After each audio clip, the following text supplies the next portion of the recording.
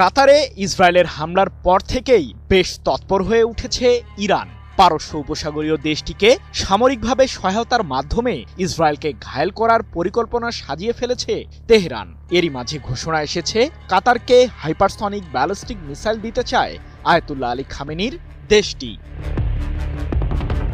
মার্কিনী শক্তিকে মধ্যপ্রাচ্য থেকে বিতাড়িত করতে চায় ইরান। আর কাতারে রয়েছে যুক্তরাষ্ট্রের সামরিক বিমান ঘাঁটি আল উদেইদ, যেটিকে মধ্যপ্রাচ্যের বৃহৎ মার্কিনী ঘাঁটি হিসেবেই বিবেচনা করা হয়ে থাকে, কারণ এই সামরিক ঘাঁটিতে রয়েছে যুক্তরাষ্ট্রের প্রায় 10,000 সেনা ও সামরিক অস্ত্র। তাই তো যুক্তরাষ্ট্রের সাম্রাজ্য ভাঙতে কাতারকে নতুন প্রস্তাব দিয়েছে তেহরান।